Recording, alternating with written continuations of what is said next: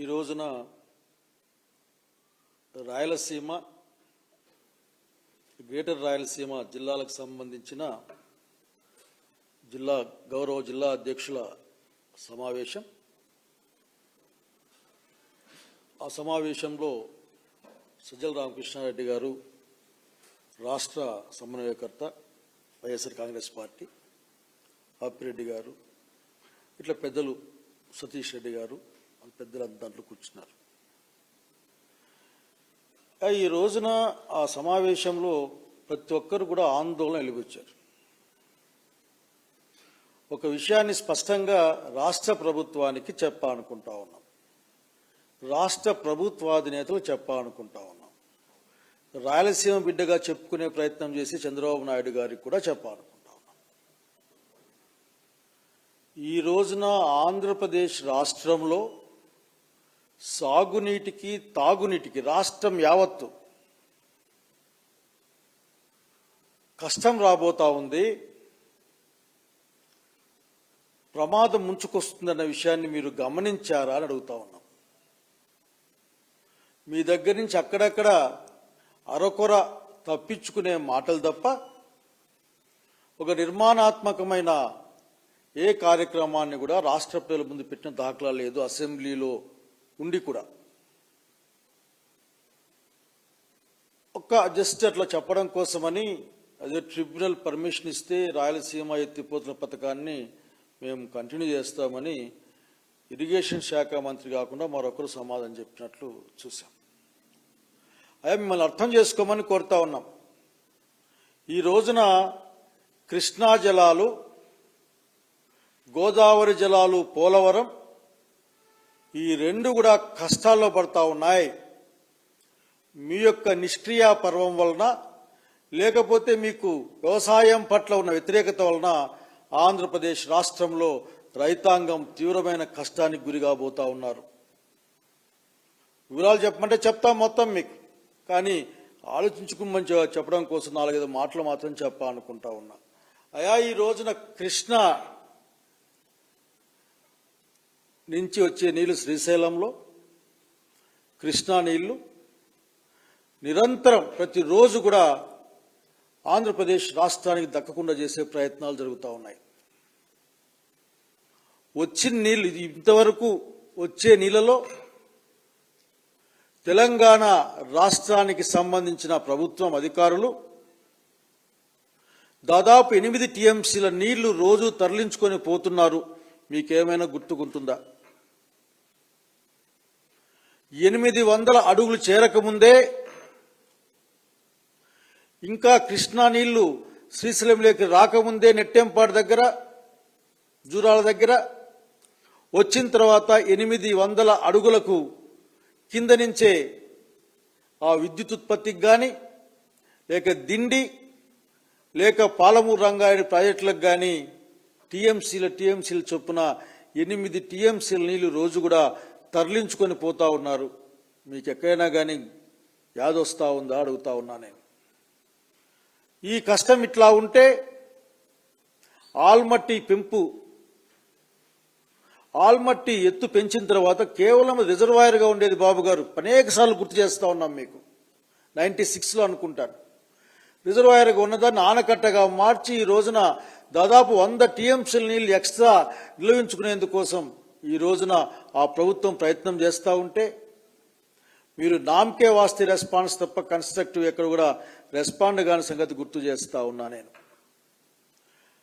అట్లాగే అప్పర్ తుంగా భద్రా ప్రాజెక్టుల ద్వారా దాదాపు 28 టీఎంసీల పైగా నీళ్లు 5,35,000 ఎకరాలకు తరలించే విధంగా ప్లాన్ జరిగితే, తద్వారా తుంగభద్రలోకి వచ్చి నీళ్లు తగ్గిపోయి, తుంగభద్ర నుంచి కృష్ణలోకి వచ్చి నీళ్లు తగ్గిపోయి, కృష్ణాలేకే నీళ్ళు రావడం తగ్గిపోయే క్రమాన్ని మీరు గమనిస్తున్నారా లేదా అడుగుతా ఉన్నాం.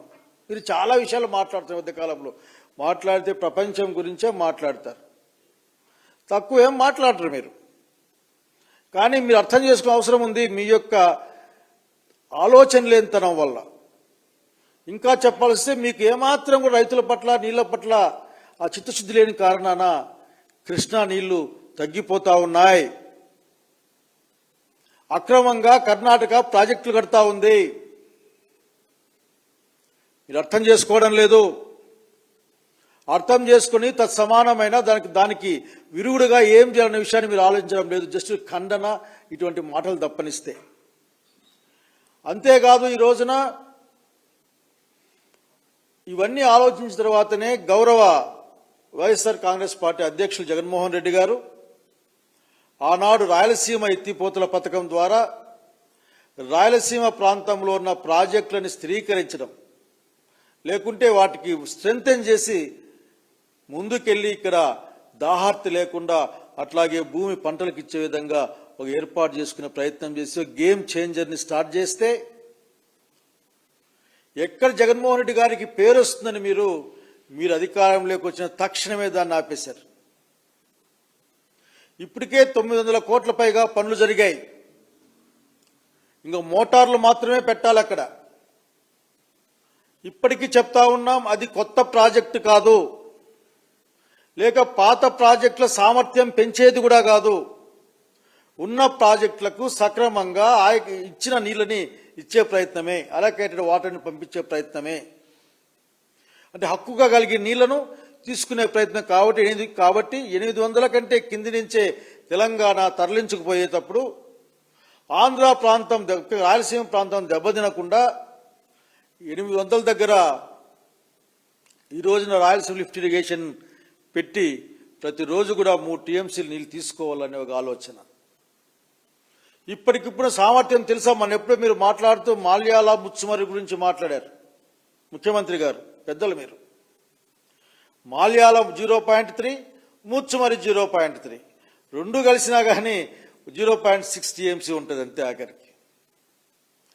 పోతిరెడ్డిపాడు హెడ్ రెగ్యులేటర్ కెపాసిటీ 44,000కు రాజశేఖర రెడ్డి గారు పెంచాలనుకున్న రోజున మీరు చేసిన దాష్టికం నాకు ఇంకా గుర్తుకొస్తా ఉంది. ఒకవైపున ఆ రోజున దేవినేని గారు ఇదే కృష్ణా బ్యారేజ్ పైన ధర్నా చేశారు. నాగం జనార్దన్ రెడ్డి గారు కేసులు వేశారు.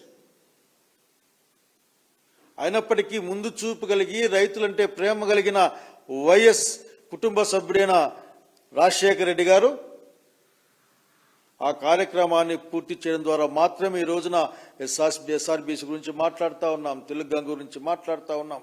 అట్లా ఇంకా ముందుకు పోయి ఆఖరికి స్టెబిలైజేషన్ ఆఫ్ ద వాటర్ గురించి మాట్లాడుతూ ఉన్నాం, గాలేరు నగర్ గురించి మాట్లాడుతున్నాం. ఇవన్నీ కూడా మాట్లాడుతున్నామంటే ఆ రోజున రాజశేఖర రెడ్డి గారు చేసిన కార్యక్రమం. దాన్ని మరింత పెంచి తక్కువ కాలంలో వరద వచ్చిపోయే కాలం వచ్చినప్పుడు వచ్చే నీళ్ళే తక్కువ వచ్చే కాలంలో తక్కువ కాలంలో ఎక్కువ నీళ్లు పంపు చేయడం ద్వారా ఈ రాయలసీమ ప్రజల దాహార్తిని కాపాడడం కోసం, భూముల యొక్క పంటల యొక్క దాహార్తిని కాపాడడం కోసం ఒక గేమ్ చేంజర్గా, ఒక ఇన్సూరెన్స్ పాలసీ లాగా జగన్మోహన్ రెడ్డి గారు రాయలసీమ ఎత్తిపోతల పథకాన్ని తెచ్చిన సంగతి మీకు మరొకసారి గుర్తు చేస్తా ఉన్నాను. పర్మిషన్లు వస్తేనే కట్టాలనేది రూల్ లేదు, చెప్పుకోవచ్చేమో. పర్మిషన్ల కోసం ప్రయత్నం చేసి కూడా కట్టిన ప్రాజెక్టులు అనేకం ఉన్నాయి. కావాలంటే పక్కన ఆ ముఖ్యమంత్రి గారితో మాట్లాడి, తెలంగాణ ముఖ్యమంత్రి మాట్లాడి మీరు ఇన్ఫర్మేషన్ తెచ్చుకోవచ్చు. బహుశా నెట్టెంపాడు కల్వకుర్తి అనుకుంటాను. ఇప్పుడు కూడా they struggling for the permissions. అట్లా కృష్ణా బోర్డు కానీ, అపెక్స్ కౌన్సిల్ కానీ, కేంద్ర జల సంఘం కానీ పర్మిషన్లు ఇవ్వాలి. ఇవన్నీ ఏమి లేకుండా దే ట్రైయింగ్. జగన్మోహన్ రెడ్డి గారు కూడా మరొక్కసారి చెప్తా ఉన్నాం, జగన్మోహన్ రెడ్డి గారు కూడా ఇవి పాత ప్రాజెక్టులు మాత్రమే, పాత ప్రాజెక్టులకు తనకు ఇచ్చిన నీళ్లు పంపించే కార్యక్రమం తప్ప ఇంకోటి కాదన్న విషయాన్ని చెబుతూనే 900 కోట్ల రూపాయలతో 90% పని పూర్తి చేయడం జరిగింది. మేము అనుకునే వాళ్ళ మరొకసారి గుర్తు చేసుకుంటా ఉన్నాం. మేము అనుకునే వాళ్ళ ఆ రోజున ఎందుకు ఆగిపోయిందని ఒక పటాపంచలు చేస్తూ తెలంగాణ ముఖ్యమంత్రి రేవంత్ రెడ్డి గారు చెప్పారు అసెంబ్లీలో సాక్షిగా. నేను చెప్పడం వల్లనే, అంటే తెలంగాణ ముఖ్యమంత్రి గారు చెప్పడం వల్లనే ఆంధ్రప్రదేశ్ ముఖ్యమంత్రి గారు చంద్రబాబు నాయుడు గారు రాయలసీమ ఎత్తిపోతల పథకాన్ని ఆపేశారు. కావాలంటే మీరు వెళ్ళండి, చూసుకోండి, నిజ నిర్ధారణ కమిటీకి వెళ్ళండి, అన్ని రాజకీయ పార్టీలను చెప్పిన పరిస్థితి గమనించుకుని చెప్తే ఇక్కడ రాయలసీమ ప్రాంతం మీకు ఏమి ద్రోహం చేసింది బాబు గారు అడుగుతా ఉన్నాం. పైగా మీరు గేలి చేసే మాటలు కూడా మాట్లాడారు.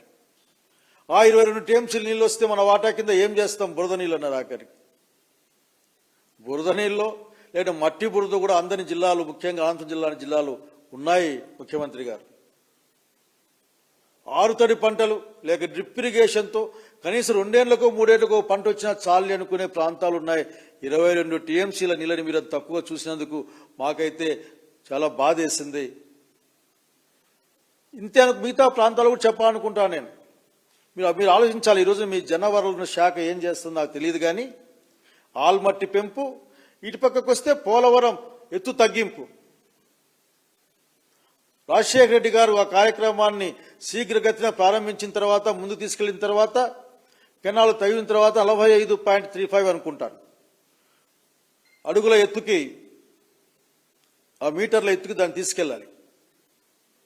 కానీ కేంద్ర ప్రభుత్వం, కేంద్ర క్యాబినెట్లో 41.15 అనుకుంటా, 41 సబ్జెక్టు కరెక్షన్ మీటర్లకి తగ్గిస్తే దాదాపు 100 టీఎంసీల నీళ్ల నిల్వ సామర్థ్యం తగ్గిపోతున్న విషయం మీకు తెలియదా? 100 టీఎంసీల పోలవరం నీళ్లు తగ్గిపోతే ఏ విధంగా పోలవరం బ్యారేజ్, పోలవరం ప్రాజెక్ట్ నుంచి పెట్టుకున్న ఆశలు కానీ దాని లక్ష్యాలు కానీ నెరవేరుతాయి? రాయలసీమ నిఖర జలాల కింద ఒక 40 టీఎంసీల దగ్గర నీళ్లు వస్తాయని ఆ రోజు అనుకున్నాం.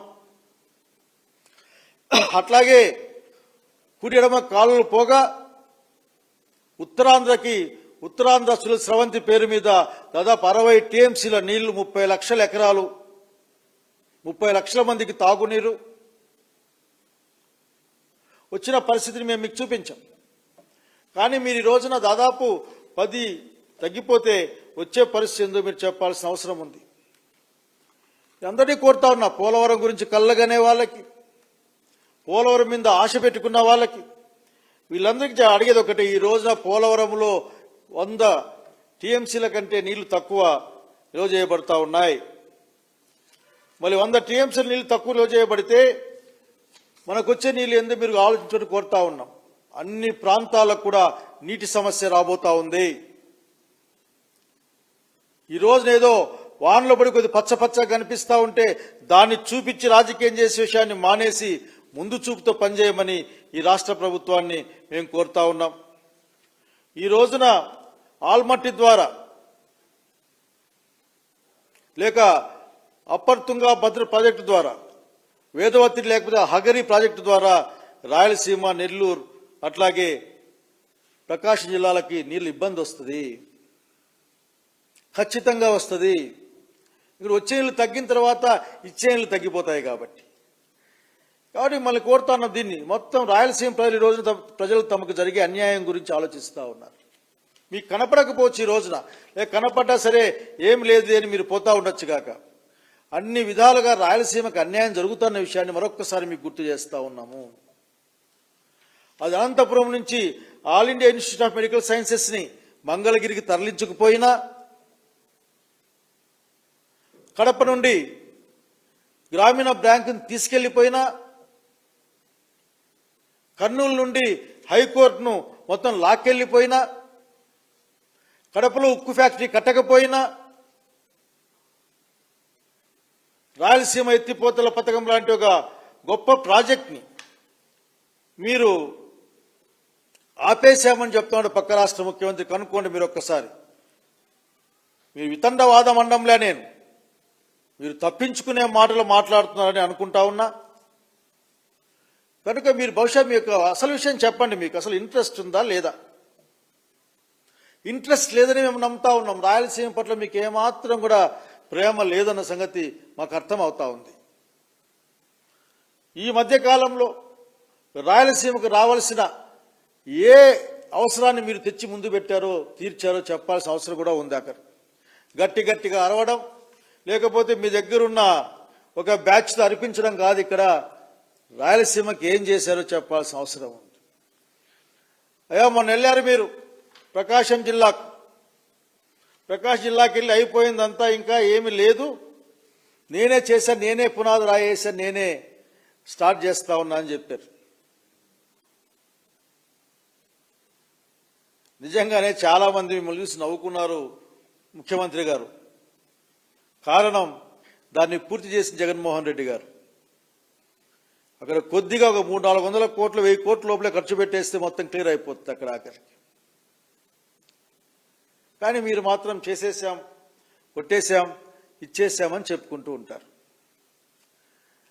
కనుక ఈనాటికైనా చెప్తా ఉన్నాం, రాయలసీమ ప్రజల పక్షాన రాయలసీమ నీటి అవసరాల దృష్ట్యా, రాయలసీమ అభివృద్ధి దృష్ట్యా దాంతో కలిసి ఉన్న నెల్లూరు, ఒంగోలు జిల్లాలు, అసోసియేట్ జిల్లాలుగా ఉన్న ఒంగోలు జిల్లాలు, తెలుగంగకి నీళ్ళు ఎక్కడి నుంచి ఇస్తారు మీరు? ఆ సోమశిలకి కిందికి ఎక్కడ నింపుతారు మీరు? తెలుగంగకి నీళ్ళు ఎట్లా ఇస్తారు? నీళ్ళే తగ్గిపోతూ ఉంటే కనుక మీ ఆలోచన ధోరణి, రైతుల పట్ల, వ్యవసాయం పట్ల మీ దృక్పథం మారాల్సిన అవసరం ఉందన్న విషయాన్ని మీకు నేను గుర్తు చేస్తా ఉన్నాను. దయచేసి పోలవరాన్ని 45.72 మీటర్ల ఎత్తుకే ఉంచే విధంగా మీ యొక్క పలుకుబడిని ఉపయోగించండి. ఎన్డీఏలో మీరు చాలా పెద్ద భాగస్వామి కదా, మీరు విపరీతంగా దాన్ని ఇన్ఫ్లుయెన్స్ చేయగలరు కదా. 41.15 మీటర్లతో దాదాపు 100 టీఎంసీలు తగ్గిపోతాయి. మీరు చెప్పిన ఏ కృష్ణా డెల్టా స్టెబిలైజేషన్ జరగదు, గోదావరి జిల్లాలకు సక్రమంగా నీళ్లు పోవు, ఉత్తరాంధ్రకైతే అసలు అందే అవకాశం ఉంది లేదో కూడా పరిశీలించాలి.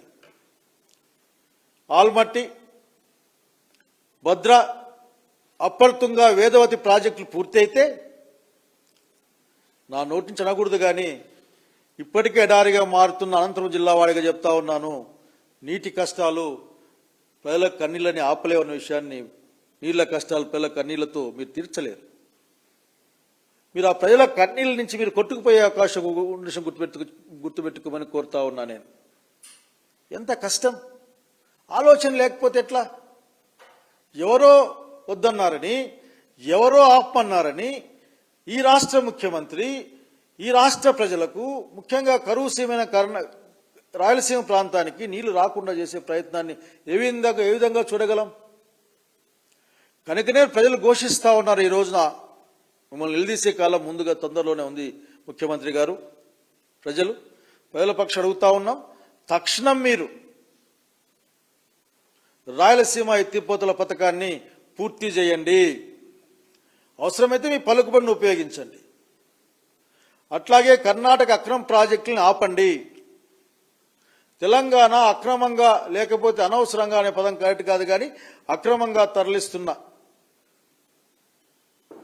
లేక శ్రీశైలం ప్రాజెక్టు నిబంధనలకు వ్యతిరేకంగా తరలిస్తున్న నీళ్ళని ఆపండి. పోలవరంని యాక్చువల్గా దాని ప్లాన్ ఏదో 45.72 మీటర్ల వరకు దాని ఎత్తును పెంచండి. తద్వారా అది బహుళార్థ సాధక ప్రాజెక్టుగా ఆంధ్రప్రదేశ్ రాష్ట్రానికి ఒక మనీ మకుటంగా ఉంటుంది.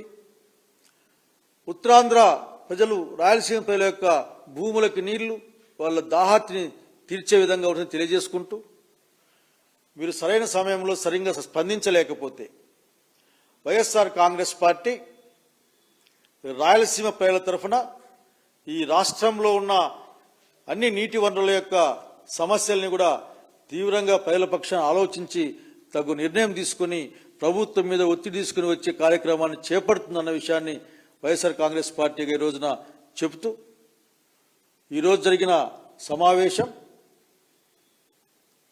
రాష్ట్ర ప్రభుత్వం యొక్క నిర్లక్ష్యపూరితమైన, బాధ్యతారాహిత్యమైన సాగునీటి విధానాన్ని ఖండిస్తూ రాష్ట్ర హక్కుల్ని కాపాడుకోవడం కోసం ఆలోచించమని ప్రభుత్వానికి తెలియజేస్తూ, ప్రభుత్వం మన హక్కుల్ని కాపాడలేని పక్షంలో, లేక కాపాడడానికి ఇప్పటికైతే ముందుకు రాలేదు కానీ ముందుకు రాని పక్షంలో ప్రజలు ముందుకు కదలాల్సిన అవసరాన్ని గుర్తు చేసుకుంటూ సెలవు తీసుకుంటా ఉన్నాను.